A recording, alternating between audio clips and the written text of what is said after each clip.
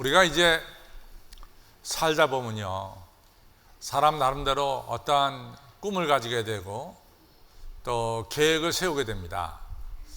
사람이 꿈을 가진다는 것은 너무 좋은 거예요. 그래서 꿈을 가지고 앞을 향해 나간다는 것은 좋은 일입니다. 꿈이 없는 백성은 망한다 그랬잖아요. 꿈이 없는 게 나쁜 거죠. 꿈을 가지고 앞을 향해 나간다는 것은 너무 좋은 일입니다. 근데 우리가 우리의 꿈을 이루려고 나가다 보면은 때로는 원치 않는 어려움을 겪게 되는 거죠.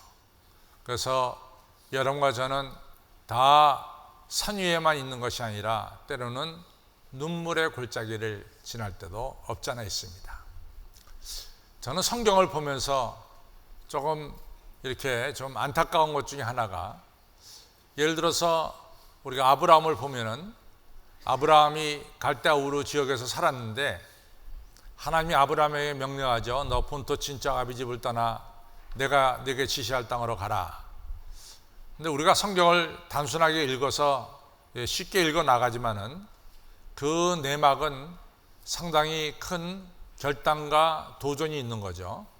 본토라고 하는 것은 자기가 자라난 땅 지연을 가리키고, 친척이라고 하는 것은 자기의 혈연을 가리키고, 또 아비 집을 떠나라는 것은 아버지가 물려줄 유산을 가리킵니다. 그러니까 우리가 이 땅에 살면서 혜택을 볼 수 있는 것들, 지연과 혈연과 아버지가 물려주는 모든 유산을 다 포기하고 하나님이 네게 지시한 땅으로 가라, 이런 명령을 하나님이 아브라함이 한 거죠. 아브라함이 그 명령을 듣고 순종합니다. 그래서 드디어 본토 친척 아비 집을 떠나 하나님이 지시한 새로운 땅으로 가게 된 거죠. 그게 단순한 게 아닙니다. 아주 아브라함을 볼 때는 대단한 결단을 내리고 간 거죠. 그래서 아브라함이 아마 이 지금의 팔레스틴 땅, 가나안 땅까지 가기까지는 여러 가지 어려움이 많았을 거예요. 제 생각에는 아브라함이 이처럼 결단하고 가나안 땅에 도착하면은 도착하자마자 하나님이 그냥 30배, 60배, 100배로 그냥 축복을 내려주셨으면 좀 얼마나 좋았겠는가, 이런 생각을 갖습니다. 근데 우리가 창세기 12장 10절을 보면은 아브라함이 그 땅에 거할 때 기근이 임했다 그랬어요. 하나님 지시한 땅에 도착하자마자 30배, 60배, 100배 축복이 임한 것이 아니라 이 기근이라고 하는 어려움이 이제 닥친 거죠. 분명한 것은 아브라함이 하나님 말씀에 순종해서 가나안 땅까지 간 것은 좋은 일, 굿띵이죠. 그러나 가나안 땅에 도착하자마자 기근을 만나서 아브라함이 결국은 가나안 땅을 떠나게 됩니다. 그리고 어디로 가게 되냐면 애굽으로 내려가게 되죠. 그래서 애굽에 내려가서 자기 아내 사라를 누이라고 속여서, 그것이 나중에 발각됩니다. 그것은 좋은 일 아닙니다. 그것은 나쁜 일이죠. 이처럼 아브라함도 이제 큰 꿈을 가지고 고향을 떠나서 가나안 땅에 갔지만도 가자마자 닥친 것은 이같이 기근이란 것을 닥치게 됩니다. 또 성경을 보면은 여러분들 구약 성경을 이루는 큰 두 가지 사건이 있는데, 하나는 출애굽 사건이고 하나는 바벨론 포로 사건입니다. 이스라엘 백성들이 예루살렘 성전이 무너지고 이제 바벨론 포로로 이제 끌려가게 되죠. 70년 동안 바벨론에서 포로 생활하게 됩니다. 저들이 70년 바벨론 포로 생활을 끝내고 그 다음에 예루살렘으로 다시 돌아오게 되는 것은 너무나 귀한 일이죠. 70년 고향을 떠났다가 70년 만에 다시 고향으로 돌아온다. 이것은 너무나 행복하고 기쁜 일입니다. 그래서 이스라엘 백성들이 바벨론 포로를 끝내고 고향으로 돌아온다는 것은 너무나도 좋은 일, 굿띵, 굿뉴스입니다. 근데 이제 우리나라도 생각해 보는데, 이 이스라엘 백성들이 예루살렘에 포로로 끌려갔던 사람들이 돌아왔을 때 예루살렘이 과연 그들이 바벨론 포로 생활 속에서 꿈에도 그리던 고향이 그대로 있었겠는가 하는 얘기입니다. 그렇지 못했어요. 같이 70년 바벨론 포로로 끌려가서 고생하다가 예루살렘에 돌아왔을 때 예루살렘은 그들이 생각했던 예루살렘은 아니었습니다. 그래서 포로로 끌려갔다가 이제 돌아오는 것은 좋았지만은 예루살렘 내 문제가 심각했어요. 여러분들 누가 포로로 끌려갔냐면은 이 소위 말해서 왕족이 포로로 끌려갔어요. 귀족이 포로로 끌려갔어요. 그리고 그 사회의 지도자급 엘리트들이 포로로 끌려갔습니다. 약 한 4,600명이 포로로 끌려갔습니다.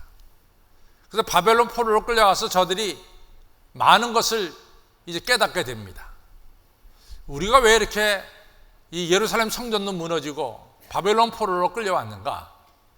저들이 바벨론 포로 생활하면서 확실하게 깨달아요. 하나는 뭐냐? 우리가 우상 숭배해서는 안 되겠다. 우리가 우상 숭배로 말미암아 하나님께 벌을 받았다. 우상 숭배를 철저하게 배역합니다. 또 하나는 뭐냐? 우리가 율법을 떠나 살지 않았느냐? 하나님 말씀을 우리가 떠나 살았다. 이런 깨달음이 있게 되죠. 그래서 실제로 우리가 이 성경책을 보면은 아브라함의 이야기, 이삭의 이야기, 야곱의 이야기, 이런 이야기들이 두루마리로 묶여져 있었어요. 그러나 바벨론 포로로 끌려가는 동안에 바벨론 포로 생활하면서 저들이 이 두루마리로 된 이 이야기들을, 성경 이야기들을 묶기 시작했습니다. 그래가지고 책이 되기 시작했어요. 그래서 창세기, 출애굽기, 레위기, 민수기, 신명기라는 책이 바벨론 포로 기간 동안에 그 책이 만들어지기 시작한 겁니다. 또 하나는 우리가 성경에 나오는 내용들, 이 율법의 내용들을 우리 실생활 속에서 어떻게 구체적으로 적용하느냐, 이것이 중요한 건데 그 적용하는 걸 갖다가 잘 설명해 준 것이 바로 탈무드입니다. 그런데 바벨론 포로로 끌려가지 않은 이 팔레스틴 지역에서도 탈무드가 만들어졌고 또 바벨론 포로로 끌려간 그 지역에서도 탈무드가 만들어졌어요. 그러나 여러분들이 알고 있는 탈무드의 대부분은 저 포로로 끌려가지 않은 팔레스틴 지역에서 만들어진 탈무드가 아니라 우리가 가지고 있는 탈무드의 이야기는 거의 대부분이 바벨론 포로 생활하면서 우리가 어떻게 하면은 하나님 말씀대로 지키며 사느냐, 바벨론에서 만들어진 바벨로니안 탈무드 책을 여러분과 제가 보고 있어요. 그러니까 이스라엘 백성들이 바벨론의 포로로 끌려가서 정말로 우상 숭배를 벌였고 그 다음에 두 번째로는 하나님 말씀대로 지키려고 노력하면서 살았어요. 나름대로 정결하게 하나님 뜻대로 살려고 살았죠. 그런데 와서 돌아보니까, 예루살렘에 돌아보니까 이게 말이 그대로 되는 게 아니에요. 보니까 기대했던 예루살렘이 아닙니다. 남아있던 사람들이 이같이 결혼을 갖다가 아무나 하게 되고 여러 가지 신앙도 철저하게 안식일을 지켰느냐? 그렇지도 않고 신앙도 와해된 상태 속에서 예루살렘에 사는 사람들이 지내는 것을 보고 바벨론 포로로 끌려갔다 돌아온 사람들이 너무나 실망이 컸어요. 또 한 가지는 저희 외할머니께서 딸을 둘을 두셨는데 외할아버지가 일찍 돌아가셨어요. 그래서 가지고 있던 재산을 이 38선이 생겼을 때 38선 아래쪽에 있는 연천이라는 곳에 땅을 사셨어요. 그래서 그 땅에서 나오는 수익금 가지고 두 딸 교육을 시키려고 그 땅을 사셨어요. 그런데 6.25가 통하면 전쟁이 나면서 그 땅이 북쪽으로 옮겨졌어요. 왜냐하면 우리가 강원도 쪽은 높이 올라갔지만 우리가 인천 쪽은 반대로 내려갔잖아요. 그러면서 이제 연천에 있는 땅을 갖다가 북쪽에 이같이 가게 됐어요. 근데 제 할머니 항상 이 땅 문서를 가지고 계시더라고. 그래서 내가 할머니 그거 뭐예요? 땅 문서래. 그 땅 문서 어디 있는 땅 문서에 했더니 글쎄 지금 북쪽에 그 땅이 있다고. 통일되면 그 땅 찾겠다는 거야. 통일되면. 여러분들 마찬가지로 바벨론 포로로 끌려갔던 사람들은 제가 얘기했죠. 귀족들, 왕족들, 사회 지도자들이라고. 다 돈 있는 사람들이야. 근데 그 사람들이 어쩔 수 없이 바벨론 포로로 끌려갔다고. 갔다가 돌아오니까 자기 땅 다른 사람들이 다 차지하고 있네. 거기서 다 농사 짓고 있는 거야. 그러면 그 땅의 주인이 누구냐? 이런 문제가 생기겠어요? 안 생기겠어요? 생길 수 있는 거예요, 능히. 그렇죠? 사실은 우리가 이제 외국에서 우리나라 선교할 때 이 외국 선교사들이 우리나라 한반도를 좀 나눴어요. 그래서 미국 장로교는 이 평양을 중심으로 서북 쪽에 선교 지역으로 정했고, 또 카나다 연합교회는 동북 쪽에 한경도 쪽을 기준으로 해서 그 지역에 카나다 연합교회가 선교했어요. 서울은 뭐 장로교도 좋고 감리교도 좋고 이같이 여러 교단들이 서울은 선교했습니다. 그러니까 경기도 일대, 충청도 일대는 감리교가 선교하도록 했어요. 그래서 여러분들이 강원도나 경기도에 가보면은, 특별히 여러분들이 인천 지역에 가보면은 감리교가 상당히 많습니다. 그럼 호남 지역은 누가 선교했느냐? 미국 남장로교가 선교했어요. 그 전주에는 예수병원이나 강주에는 예수병원은 다 미국 남장로교가 그 병원을 져준 거예요. 그럼 저 이쪽 경상도 쪽은 누가 했느냐? 부산, 마산 이쪽은 전부 다 호주 교회가 와서 선교했어요. 그래서 호주 선교사들이 와서 거기다가 많은 것을 졌습니다. 그럼 우리 교단은 어디에 속했느냐? 우리는 카나다 연합교회가 와서 이 선교한 교단이에요. 그래서 우리 교단의 많은 땅들은 지금 어디냐면 북한에 가면 함흥, 길주, 성진 인데 가면 어마어마한 카나다 땅들이 있어요. 그럼 통일돼가지고 우리 교단이 올라와서 그 땅 내놔라. 북한이 주겠어요? 안 줍니다. 이제 이러한 문제점들이 있단 말이지. 그런데다가 다 문제가 있어서 좋아. 그러나 풍년만 들면 돼. 풍년만 들어가지고 이같이 비록 여러 가지 다름이 있다 할지라도 이같이 하나님께서 축복하셔서 풍년이 이루어지면은 먹고 사는데 문제가 없잖아. 먹고 사는데. 그러면 좀 문제가 좀 해결될 텐데, 여러분들 학개서 1장 11절에 보면은 뭐가 나오냐면, 그 당시에 이같이 바벨론 포로들이 예루살렘에 돌아왔을 그 당시에 어마어마한 한재가 일어납니다. 흉년이 일어납니다. 먹을 게 없는 거예요. 이 흉년이 일어나니까 먹을 게 없는 거예요. 그러니까 바벨론 포로로 끌려갔다 돌아온 사람들, 예루살렘에 남아있던 사람들끼리 모여 사는데 먹을 게 없으니까 문제가 더 심각해지는 거예요. 그러니까 바벨론 포로로 끌려갔다 돌아온 일은 good thing, 좋은 일이죠. good news죠. 그러나 돌아와서 이같이 흉년을 만난 것은 bad thing, bad news입니다. 여러분들 요셉도 마찬가지예요. 그 당시만 하더라도, 오늘 창세기 37장만 하더라도 이같이 야곱이 이 11번째 아들 요셉을 너무나 사랑했어요. 또 하나님도 요셉을 사랑하신 것 같아요. 그래서 하나님이 요셉에게 연달아 2번 꿈을 꾸게 했습니다. 볕단이 절하고 해와 달 별들이 절하고 이런 꿈을 꾸게 했어요. 그러니까 요셉은 정말 하나님부터 계시를 받았으니까 얼마나 좋아요.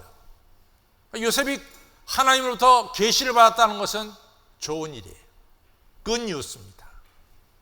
그런데 요셉이 이같이 하나님께 받은 good news를 꿈을 갖다가 형제들에게 얘기하기 시작했어요. 형님들, 글쎄 볕단들이 제게 절해요. 해와 달 별들이 저게 절해요. 근데 형들이 그 얘기를 듣는 순간부터 기분이 몹시 상했어. 이 막내가 말이 조그만 게 뭐 내가 너한테 절해? 시기가 싹트기 시작했어요. 그건 bad thing, bad news입니다. 아버지 야곱이 11번째 얻은 아들 요셉이 너무 이쁜 거야. 그래서 그 아들한테 어떻게 하냐면 채색 옷을 입혀줬어요. 내가 너 사랑하니까 채색 옷을 입혀줬어요.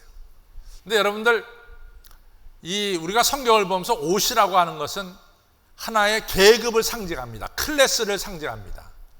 그래서 우리 군대에 가보면은 이 장교들이 입는 옷이 있고 사병들이 입는 옷이 있어요. 사병이 장교들이 입는 옷을 입었다는 아주 난리 나는 거예요. 옷이라고 하는 것은 클래스를 만듭니다. 근데 이제 아버지 야곱이 이 아들 요셉이 너무 예쁘니까 형들이 안 입은 채석 옷을 입힌 거야. 그러니까 이 요셉이 채석 옷을 입고 막 다니니까 형들의 마음속에 시기가 생겼어요. 아버지는 말이지, 우리는 사랑하지 않고 저 막내, 저 어린 것만 저 돌본다고. 그런 시기가 생겼어요. 어쨌든 간에 요셉이 채색 옷을 아버지께로 받은 것은 뭐 좋은 일이죠. 나쁜 일은 아니죠. 그러나 나중에 이제 우리가 오늘 성경 뭐 알지만은 이 형들이 요셉을 시기해서 아라비아 상인들에게 팔죠. 은 20 받고. 그때 요셉이 입고 있었던 채색 옷을 벗깁니다. 오늘 성경에 나와요. 벗겨요. 그리고 채색 옷에다가 뭘 묻히냐면은 짐승의 피를 묻혀요.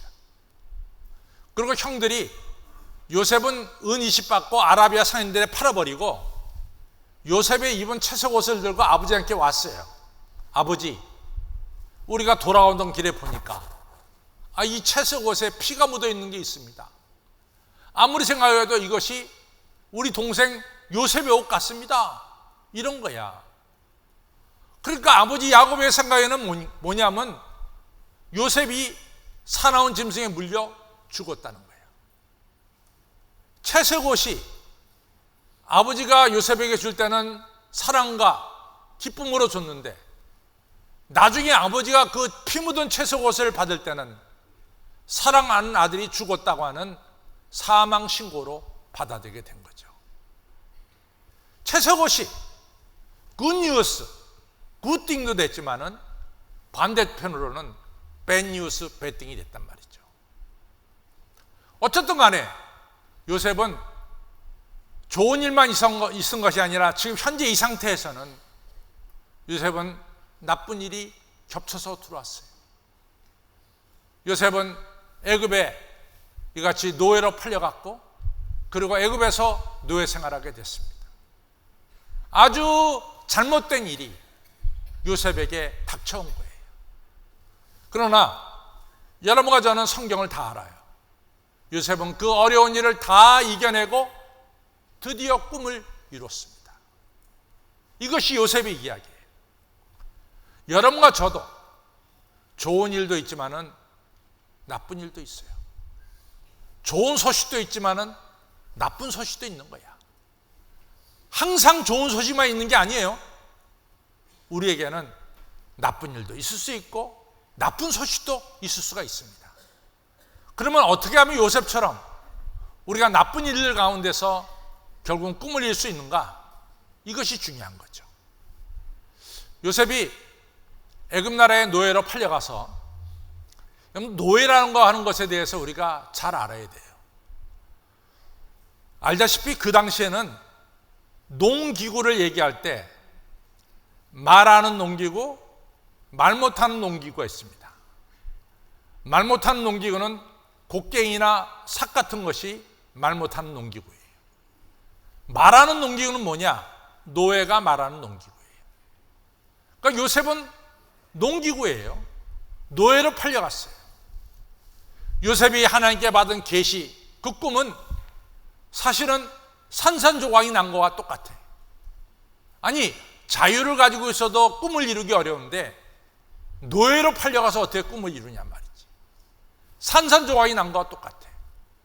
이 꿈, 이거는 이제 전혀 이루어지지 않겠구나, 이렇게 포기해버릴 수도 있는 이런 상황입니다. 그런데 우리가 보면은, 우리가 창세기 39장으로 넘어가면은 보디발이 자기 집에서 노예로 일하는 요셉을 볼 때 요셉이 섬기는 하나님이 그와 함께 계심을 보았더라 그랬어요. 근데 우리가 이 성경 구절을 잘 이해해야 돼요. 요셉이 만약 보디발 집에서 일하면서 그냥 하나님께 기도하는 일 없고, 하나님 앞에 이같이 송축하는 일, 감사하는 일 없고, 하나님을 찬양하는 일이 없고, 그냥 하루 종일 그냥 일만 하면서 그가 지냈다면은 보디발이 우리 집에서 일하는 종이 신앙이 있는지 없는지 전혀 모를 거예요. 그러나 요셉은 보디발 집에서 일할 때 아침에 일어나서 기도하고 늘 자기 하나님을 찬양하면서 일하고 이런 거 갖다가 이 보디발이 눈으로 봤단 말이지. 그러니까 이 하나님을 찬양하는 보디발의 입장에서는 요셉이 부르는 야훼 하나님이 누군지 몰라요. 그걸 어떻게 알겠어요? 여러분들 예를 들어서 여러분들 집안에, 여러분들 외국인이 여러분들 집안에 와서 매일같이 일한다고 치면은 외국인이 와서 아침에 기도도 하고 이같이 자기 말씀도 읽고 그럴 때 여러분들 그 사람들이 섬기는 신이 뭔지 여러분들 아세요? 모른다고. 그 사람이 어떤 신을 섬기는지 몰라. 그렇지만은 우리가 볼 때는 저 사람이 자기 나라에서 섬기던 신을 잘 섬기는구나, 그 정도까지 우리가 인지할 수 있죠. 마찬가지입니다. 보디발이라는 사람은 야훼 하나님을 몰라요. 그러나 이 요셉이 보디발이 야훼 하나님을 알든 모르든 그건 상관없어. 자기가 알고 있는 하나님을 열심히 섬긴 거야. 열심히 섬긴 거야. 그러니까 보디발이 볼 때 우리 집에서 일하는 저 노예가 섬기는 하나님이 저 노예와 함께하는 것을 보디발이 느낄 수가 있었어요. 그러니까 결론적으로 말하면은 요셉은 어려운 일 당할 때 어딜 가든지 그에게 꿈을 주시고 그에게 생명을 주신 하나님을 언제나 열심히 섬겼다는 사실이에요. 이것이 중요합니다. 때와 장소를 구분할 것 없이 요셉은 어딜 가든지 그가 믿는 여호와 하나님을 열심히 섬겼어요. 성경엔 그런 일이 많습니다. 다니엘도 바벨론 포로로 끌려갔을 때 그 하나님 말씀대로 살았어요. 우상 앞에 놓여진 음식 안 먹었어요. 나팔 불 때 금시장에 절할 때 절 안 했어요. 풀무불 속에 던져진다 해도 절 안 했어요. 하나님 바로 왕 외에 누구에게도, 이 바벨론 왕 외에 누구에게도 기도하면은 굶은 사자굴 속에 던져진다는 소리를 듣고도 다니엘서 6장 10절에 보면은 다니엘이 하루에 3번씩 예루살렘을 향해서 기도했어요. 어려운 가운데 때와 장소를 가리지 않고 자기가 믿는 하나님을 열심히 섬겼다라고 하는 사실이에요. 베드로도 사도행전 4장 5장에 보면 똑같습니다. 베드로 불러다가 때려요. 이놈아, 다시는 너 십자가에 달려 죽은 예수 증거하지 마라. 너 다음번에 증거하면 너 죽여버릴 거야. 막 때립니다. 경고합니다. 협박합니다. 그리고 베드로 내보내. 베드로 뭐라 합니까? 당신들 들으시오. 내가 하나님 앞에서 당신들 말 듣는 게 옳소. 내가 하나님 말씀 듣는 게 옳소. 당신들이 나를 때려도 나는 십자가에 달려 죽으신 예수님, 부활하신 예수님을 증거할 수밖에 없어. 얼마나 담대해요. 때와 장소와 관계없이 베드로도 하나님 섬겼어요. 여러분들 그렇습니다. 사도 바울과 실라가 사도행전 16장에 빌립보에서 복음을 전하다가 시큰 두들겨 매를 맞고 빌립보 감옥 지하에 떨어졌어. 정신 잃고 지하 감옥에 떨어진 거예요. 정신이 깨보니까 한밤중이야. 그래도 바울과 실라가 지하 감옥에서 하나님을 찬양했어요. 중요한 것은 우리들에게 bad thing, 나쁜 일이 있다 손치더라도, 나쁜 뉴스가 있다 치더라도 우리는 때와 장소의 구분 없이 내가 믿는 하나님, 나에게 꿈을 주신 하나님을 끝까지 붙들어야 될 줄로 믿습니다. 저는 요셉이 꿈을 포기하지 않았다고 생각해요. 하나님을 찬양하는 한 하나님께서 그에게 보여주신 꿈, 볕단들이 절하고 해와 달과 별들이 그에게 절하면서 그가 귀중히 쓰임받는 이 꿈을, 그가 비록 노예지만은 그 꿈을 버리지 않았다고 생각합니다. 그 꿈을 포기하지 않았다고 생각합니다. 여러분들, 여러분과 저와 다 사명이 있어요. 어떤 경우에도 하나님이 내게 주신 사명을 포기해서는 안 돼요. 예를 들어서 우리가 운동장을 하루에 10바퀴씩 돈다. 그런데 그날따라 힘이 빠져서 8바퀴도 돌았어. 오늘은 힘이 드니까 2바퀴 간두자. 그게 쉬워. 2바퀴 더 도는 것보다 2바퀴 포기하는 게 쉬워. 요즘 젊은 제가 결혼 전에 많이 하지만은 이 젊은 부부들이 결혼해가지고 뭐 티격태격 참 싸워가지고 목사님 정말 살기 어렵습니다. 성격이 틀립니다. 이런 거 싸워가지고 오는 거야. 목사님 저 안 살려. 지금 당장에 보기에는 이거 결혼해갖고 안 사는 게 쉬워 보이지. 그래서 포기해버린다고.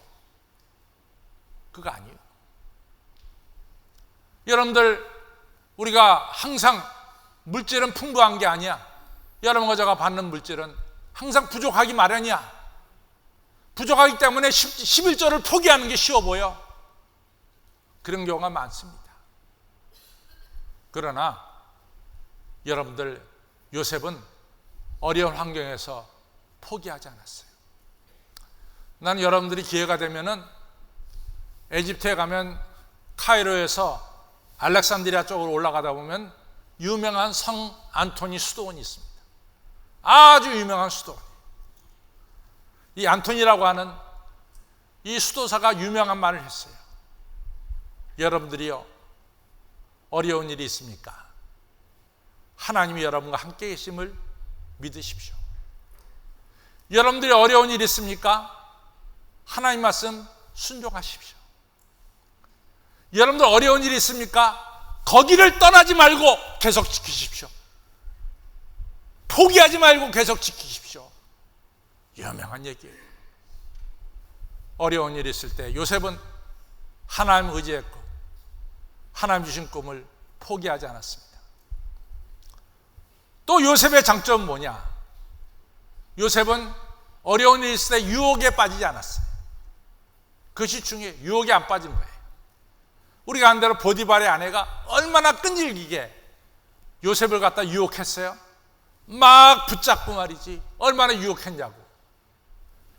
요셉은 그 유혹에 넘어가지 않았어요. 저희 집 보면은, 제 아파트에 보면 1층에 경비실이 있는데 경비실에 파란 등이 달렸어요. 이런 직사각형으로 된 파란 등. 요즘에는 우리가 그 파란 등을 보면은 저녁 때마다 듣는 소리가 있어. 벌레들이 와가지고 거기 부닥가 찌직찌직 하고 다 죽어. 붙어하고 다 죽는 거야. 이 밤에 되면은. 이 파란불이 경비실 앞에서 거의 다 붙어 죽어. 거기 파란 등 바로 밑에는 죽은 벌레들의 시체들이 잔뜩 쌓였어. 얼마나 많이 죽는지. 그렇게 자기 동료들이 죽어있는 시체를 보면서도 오늘 밤도 이 벌레들은 거기 갖다 부닥쳐서 죽어요. 아니, 벌레 중에 어느 똑똑한 벌레가 나는 저 파란 등이 좋지만 안 갈래? 저기 가면 죽어. 나 안 가. 그런 벌레가 있냐고. 그냥 벌레는 자기 동료들이 시체가 돼갖고 밑에 있는데도 불구하고 가서 부닥쳐.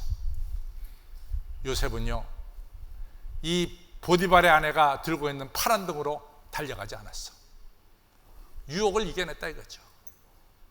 성도 여러분, 꿈을 이루는 사람은 유혹을 이겨야 됩니다. 자, 꿈을 이루는 사람은 유혹을 이겨야 된다. 유혹에 넘어가면 안 돼요. 유혹에 이겨야 됩니다. 그 다음에 세 번째로, 요셉이요, 아버지 집에 있을 때는 자기 꿈을 자랑했어. 형들에게. 아버지 집에 있을 때는 아버지가 입혀준 채석옷 입고 막 이같이 자랑했다고요. 근데 요셉이 보디발 아내 때문에 억울하게 감옥소에 갇힌 다음에는 요셉의 생활이 바뀌었어요. 자기 꿈을 자랑하는 것이 아니라 상대방의 이야기를 들어주는 사람으로 바뀌었어요. 요셉이 아버지 집에 있을 때는 자기 꿈을 막 자랑했어. 근데 애굽의 감옥에 갇혔을 때는 이 감옥에 갇힌 죄수들의 꿈을 들어주는 거야. 자네는 어떤 꿈을 꾸고 살았나? 얘기를 들어줘. 그리고 설명도 잘해줘. 감옥에서 소문이 났어요. 저 요셉이라는 사람은 상대방의 꿈을 잘 설명해 주는 사람이라고. 소문이 나니까 이제는 바로왕 밑에서 술 따라주던 사람, 떡 바치던 사람이 무슨 일 때문에 그 감옥에 들어왔다가 꿈을 꿨어. 들어보니까 저 요셉이라는 저 죄수가 꿈을 잘 해몽한데 찾아갔어요. 요셉이 그 꿈을 다 듣고 그리고 하나님께 기도하고 설명해 줍니다. 술간장이요, 당신은 앞으로 3일 뒤에 복직이 될 거요. 떡간장이요, 불행하지만 당신은 3일 후에 죽게 될 것이요. 이제는 요셉은 내 꿈을 자랑하는 게 아니라 상대방의 꿈을 듣고 해석해주는, 남의 아픔을 들어주고 그 아픔을 같이 동조하고 마음을 같이 하며 해결하는 이러한 사람으로 바뀌었어요. 전에는 채색옷을 입고 자랑했지만은 이제는 채색옷 안 입어. 그것은 벗겨진 지가 오래됐어. 제수복을 입고 제수들 사이에서 같이 위로와 소망을 나누는 이런 사람이 됐어요. 술간장이 나갈 때 요셉이 얘기하죠. 당신 나가거든 왕에게 말하시오. 억울한 사람이 여기 있다고. 그러나 술간장은 나가서 새까맣게 잊어버렸어. 근데 2년 뒤에 바로가 꿈을 꿨는데 누구도 그 꿈을 해몽을 못하는 거야. 그때 술간장이 생각이 났습니다. 내가 감옥에 있을 때 내 꿈을 듣고 해몽해준 요셉이 생각난 거지. 그래서 왕에게 요셉에 대해서 얘기했어요. 왕은 요셉을 감옥에서 끌어내서 꿈을 해몽하게 했습니다. 요셉이 하나님께 기도하는 가운데 꿈을 잘 해몽했죠. 애굽왕 바로가 당신이야말로 대단한 사람이다. 내 다음에 가는 국무총리가 되라.